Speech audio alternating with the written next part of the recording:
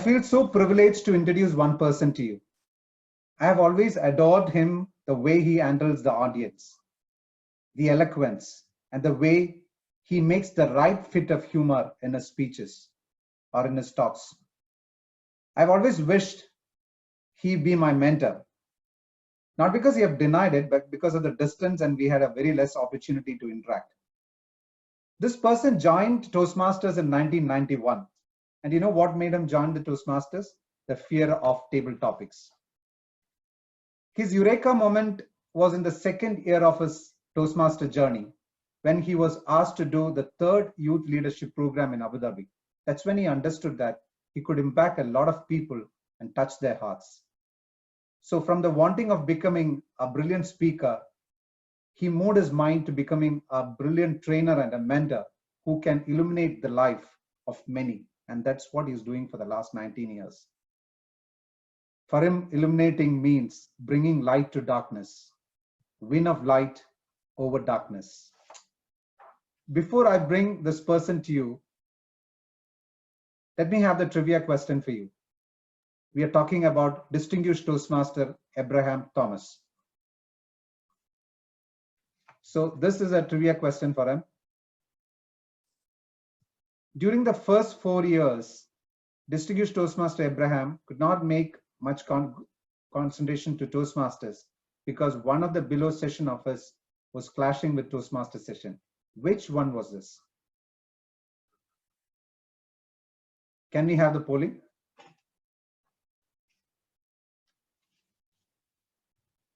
Yes, let's see how many of you are going for the correct answer. Football coaching, choir practice, acting classes, football coaching is going big. Somebody knew he was a footballer. Okay, I think this time is up. Can we have the results?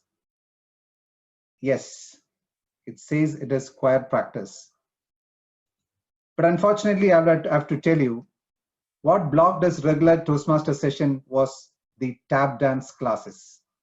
Okay, let's all put up a big round of applause to this person who loved dancing, and he was a tap dance dancer.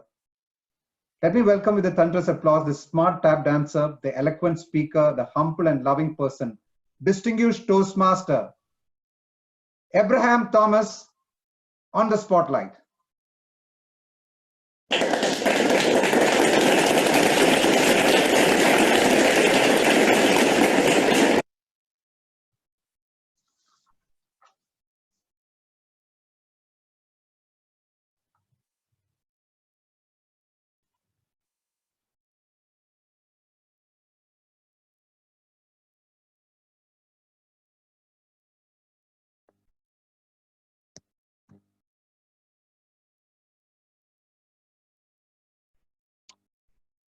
Thank you very much, DTM Biju, for that introduction.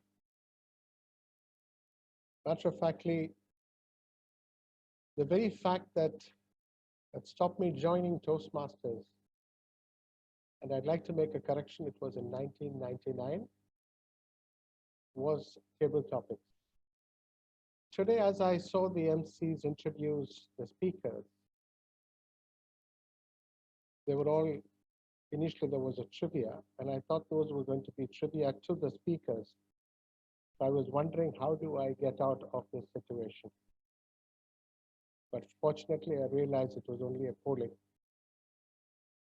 And I must be honest, I don't really understand how people who know me could possibly think that I was either a football coach or that I have a voice that could be doing choir practice. But such is life and such are the challenges. District officers, my friends, the district director, the PQD, our PR manager, our division directors, Toastmaster Toastmaster Rupesh and Toastmaster Shiju. Thank you very much for inviting me to be part of your club officers training. Now, for many of you who are here who are aspiring leaders, some of you who are new, some of you who are first-time officers, some of you who are repeat officers. I would like to, please don't be misguided for a moment that I'm going to give you any particular skills to perform your roles better. Those skills are going to be shared with you today by your wonderful trainers. Now, I know for a fact that many of the members or the club officers who attend do so for two reasons. There is a third reason, of course. One is willingly. The second is coercion from the president to get DCB points. But today I'd like all of you who are attending, even if you are a repeat attender, there's nothing like I know it all. We could all be doing things and learning things better. And every time around, we have a new experience. So give it your entire physical and mental presence. Learn from your trainers so that you can do something that would be worthwhile for this particular year. My topic this afternoon as I address you is DTM. Now, most of you probably think I'm talking about why a distinguished Toastmaster. I wouldn't ask that because if you look at the bottom of the slide, it does talk of my own DTM status, which I acquired very recently after roughly 20 years in Toastmasters. But the key factor that I'd like to share with you today is to do a little bit of soul searching and understand, do titles seriously matter? Now, as I say this, I would like to answer that question in two parts. Yes, it does matter because it gives you the responsibility and the challenge to do something. But B, the second answer to that question would be, if you are only willing to do something because you have a title, then you need to rethink. And if you are a leader, and let me tell you that most of you we are all leaders here, most of you are attending, have all been leaders, are aspiring leaders, or leaders in the making now. But the truth of the matter is that there's only one man in 1,000 who's a leader of man, or rather a leader of men. The other 999 follow women. But truthfully, what is leadership? Leadership is not a position or a title. It is a place where you will have to provide action and you have to provide an example. As you see on the screen, as a leader, it is your job primarily to hold up that lamp and illuminate the path of not only your officers, but your members. Your members are your most precious assets. You need to look after them better or more seriously than you look after your own gold and jewelry, or your bank balances, or your cash on it. These are your true assets. And the quicker you realize it, the better you will be able to look after them. Before you became a leader, it was all about growing yourself, which is great. That's what we all came here to do. But once you've become a leader, it doesn't say that you must stop growing yourself, but your focus should be to growing others. And that becomes a change of perspective.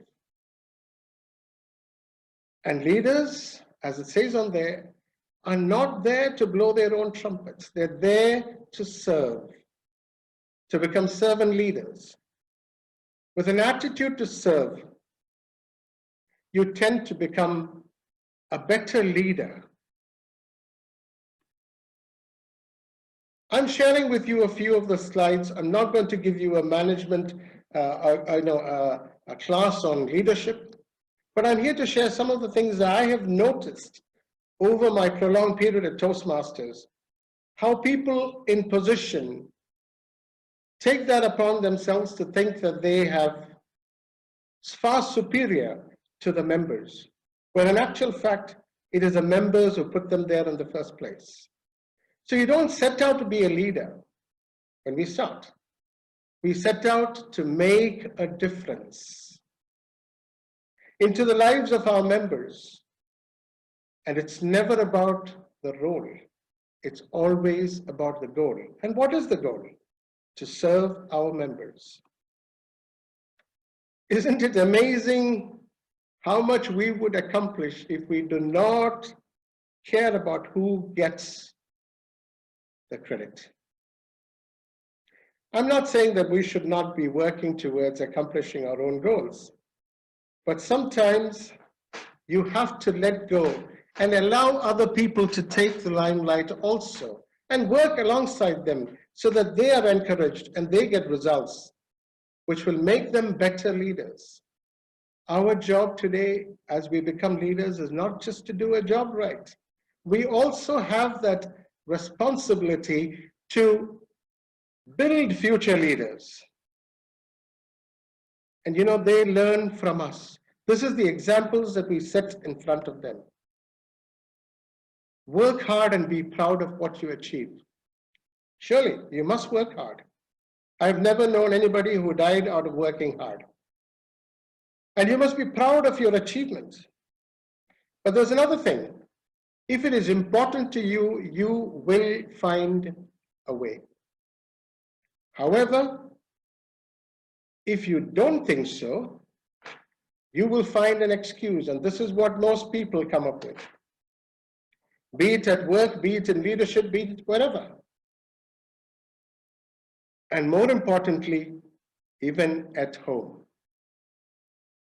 Many of you would be able to relate to this because I am no exception to this statement. Yet again, leaders become great not because of the power that they have or the authority that they have, but purely by the fact that they are able to empower others. This is the true essence. If your actions inspire others to dream more, learn more, do more, and become more, then rest assured, you are a leader. Whether it's with a title or without a title, whether it's with a position or without a position. And this is where, I go back to what I started at the beginning. How much are we willing to do even without a position? I know I've taken on senior roles in organizations outside Toastmasters, but I am also aware that there was a time when I would actually go and help with putting the chairs in place in the hall so that people could come and be seated comfortably. But because of the fact that I did that with no title, I know for a fact that in some ways I was blessed to hold positions that were far more superior and far more important.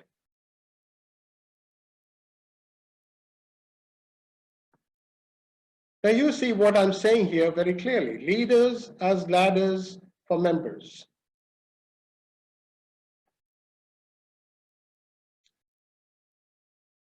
The club officers, the 7 club officers are the leaders or the ladders for the members to climb upon. This is where they would come to you for advice. They would come to you for speaking roles. They would come to you for the things that they would like to get better at. And we must allow them to progress on this ladder, because they come to us for advice, for support, for guidance and assistance. And we must remember that the biggest thing in our ability is to help. When somebody comes to you to help, for help, you have the ability within you to help. And when you're doing that, if however difficult it may be, you need to smile. With your service, your manners intact, interact with good language and show energy at all times. Fellow officers, let your smile change the world, and not the external issues that come that should change yours. This is a little tip for the incoming treasurers. I couldn't resist putting this up, especially now with so many things going around, but that should now change slightly. We should talk about COVID-19 going away so that we can physically collect cash or have transfers made comfortably.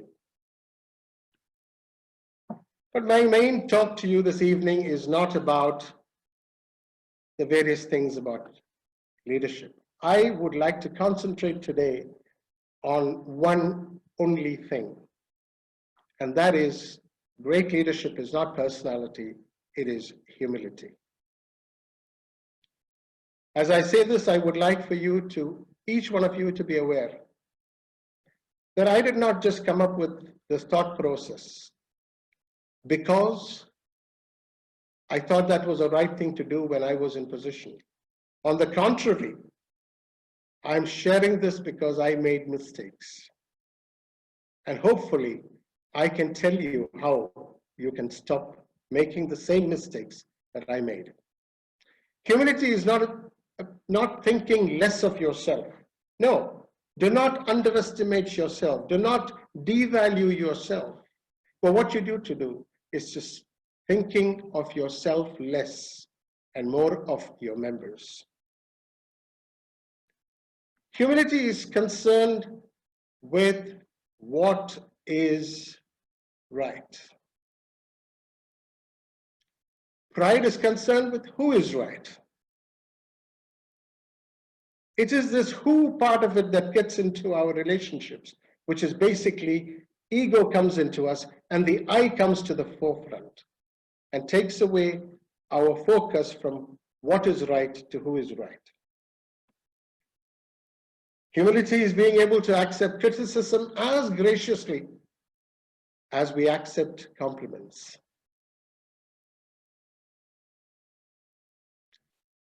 I would like to, each one of you, to remember humility as my key word this evening. And towards that, I'd like to share a couple of things with you.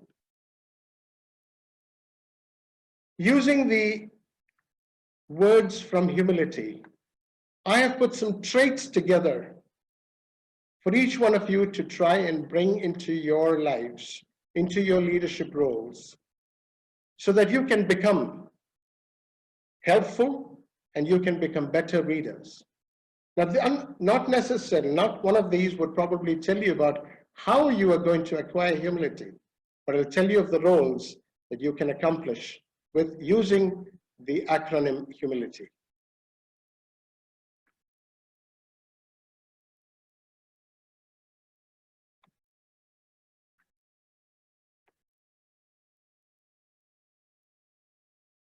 Right. I had somebody was trying to come in, so if you can please admit them because it's coming right onto my screen. Zoom Master, thank you very much. Yes, I'd like people to be humble. That's part of being, humility. Hardworking and helpful. You need to uplift your members. You need to be unselfish. And you need to be a force that will unify people, to bring them unitedly, even when there are differences of opinions. You need to motivate your members. More importantly, you need to be member-centric. I truly like the theme of Division I this year, which is putting members first. Honestly and truthfully, that is the one that we should be doing as leaders and as officers. We should be inspiring, we should be inclusive. There's no perfect way between being democratic and autocratic. But there is one way where you can find, you can have people on board by bringing them and making them inclusive. And you can never possibly help anybody without being informed yourself.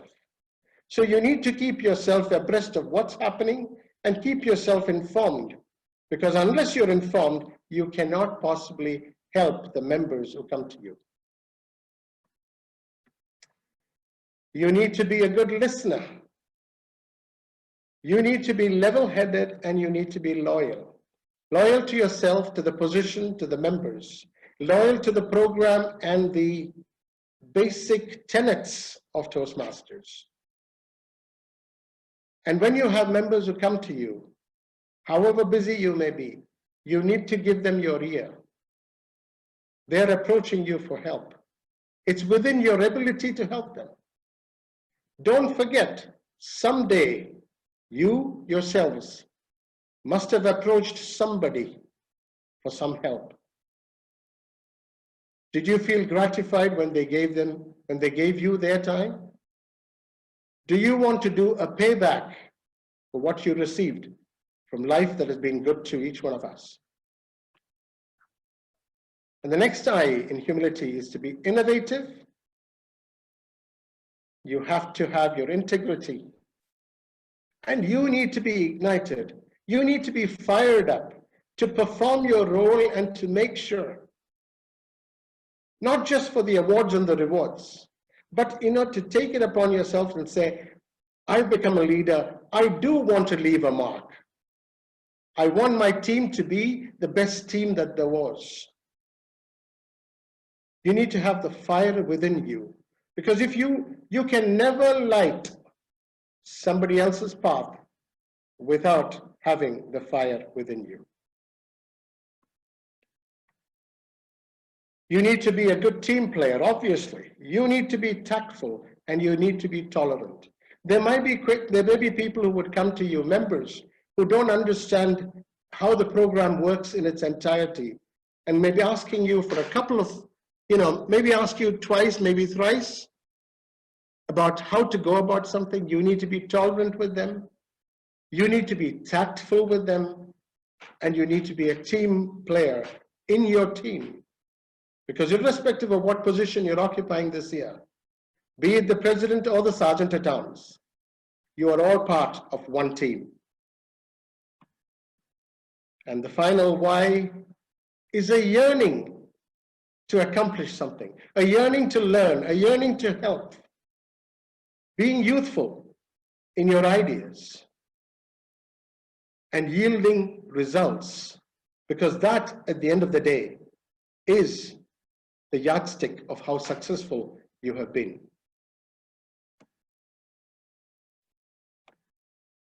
Which of this do you think is the most essential trait for a good leader?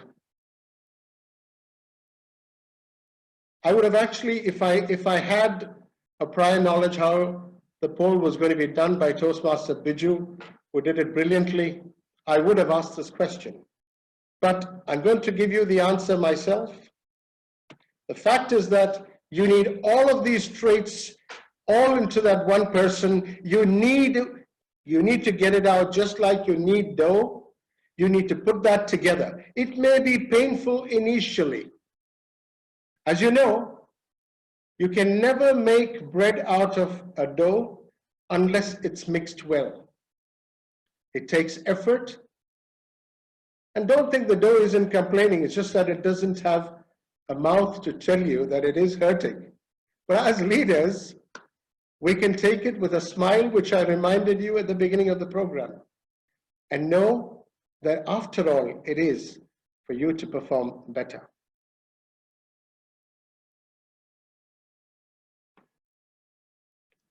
Today's theme for this meeting, Illuminate, when Toastmaster Biju spoke to me about it, I was actually so very happy, because it's honestly something that each one of these role players today, or the officers today, are going to be coming into. They're going to be holding a light or a candle to light somebody's way. And like he said himself, like Toastmaster Biju said at the beginning, when we light a candle, we not only do we light somebody else's path, but we also light our own paths. And the beauty about the whole thing is when we seek to discover the best in others, we somehow discover the best in ourselves. I can tell you this with absolute confidence, that when I tried to do things, tried to help others, I realized how beautiful that was.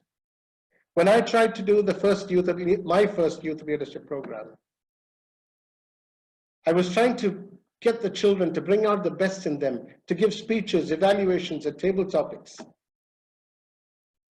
And I also discovered an inherent talent that was possibly in me of being able to impart knowledge in a beautiful way, to change lives, to make a difference into young lives, into adults subsequently.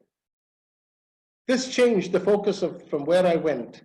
I came to Toastmasters to overcome table topic fear. I conquered that in the first year rather. And I went in for competitions and I participated from my club right up to district.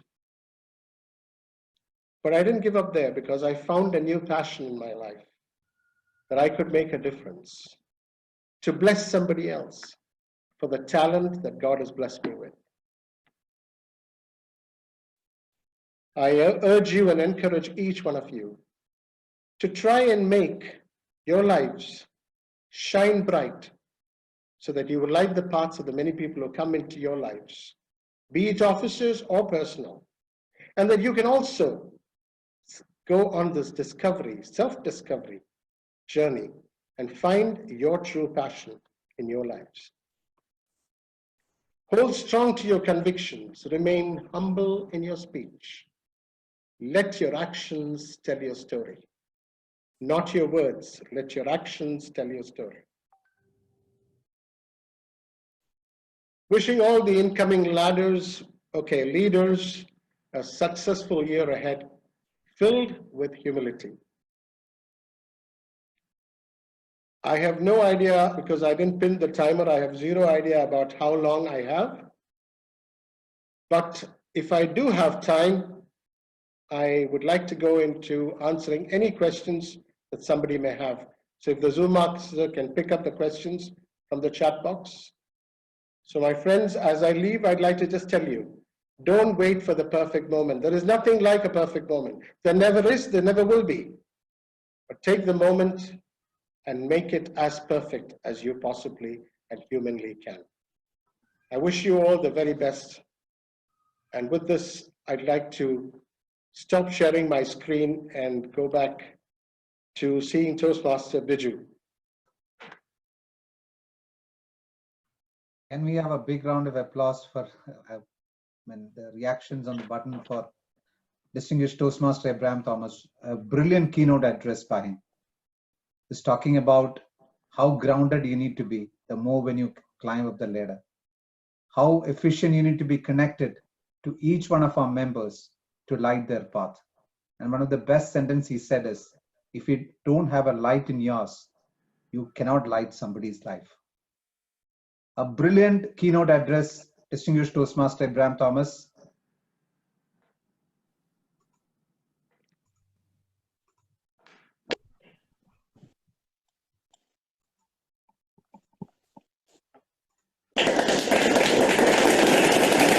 Thank you so much for your work. As you rightly said, in the current scenario,